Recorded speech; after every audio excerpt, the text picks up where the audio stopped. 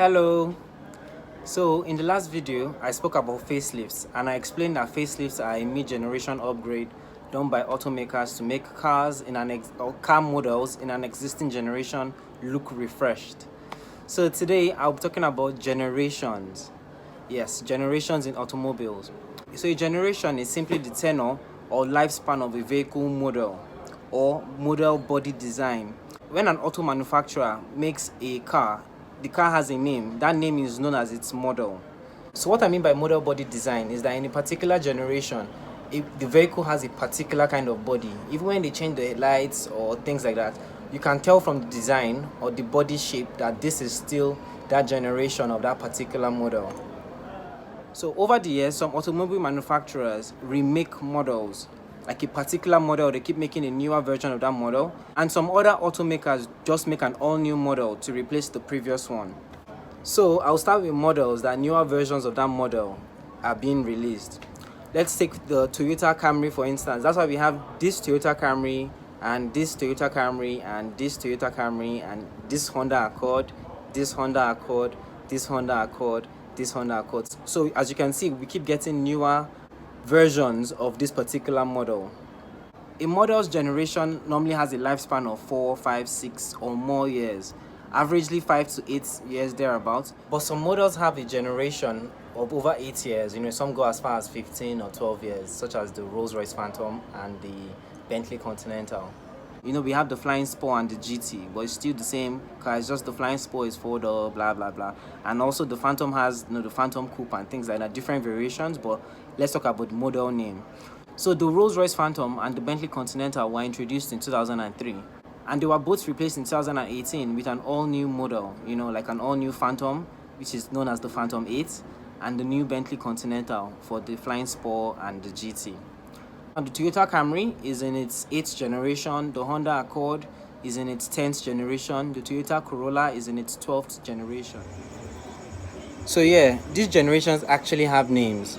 When we car guys are gisting, we don't say in 2006 Mercedes-Benz C-Class, 2010. We actually call the names.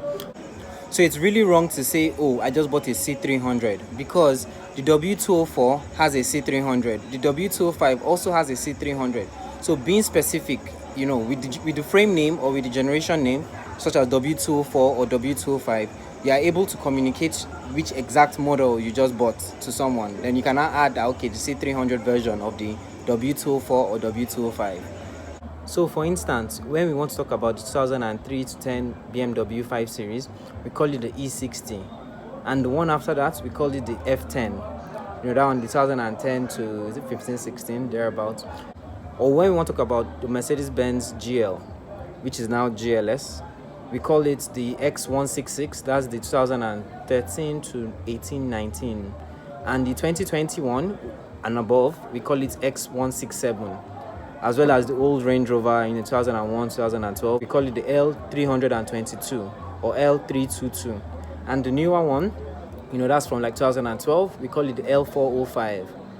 Then our normal cars like the Camry, the one prior to the Muscle, we call now the XV30, 2001, 2006. And the Muscle 2006, 2012, we call that XV40.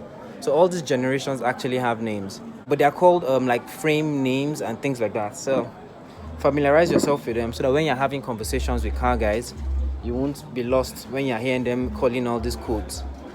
So certain models don't need an all-new model name or things like that, because we've grown to love them over the years. Like the Camry, the Corolla, the Accord, the Civic.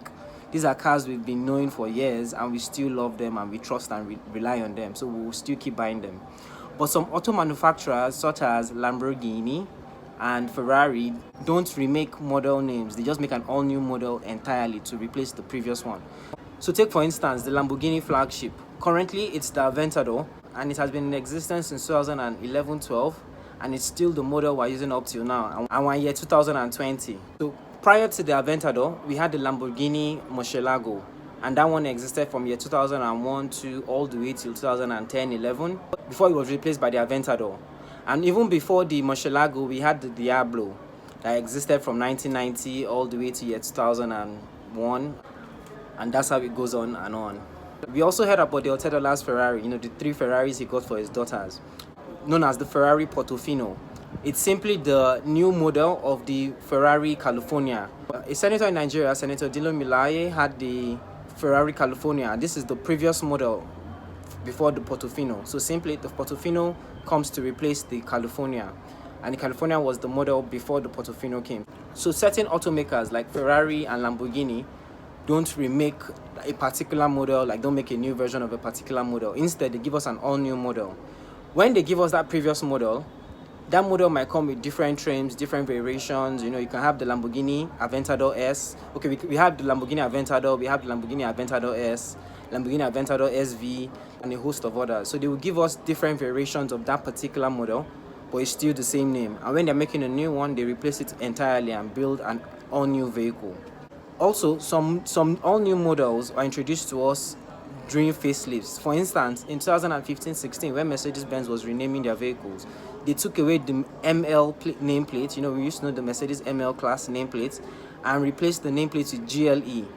And at that, they also introduced a GLE Coupe, like an all-new model, a Mercedes-Benz GLE Coupe, which is their competitor for the BMW X6. Lovely car. That's my favorite affordable car. So yeah, that is about generations. I also mentioned earlier on that we should please feel free to ask me questions you want me to talk about. Ask me car questions so I can make videos about them.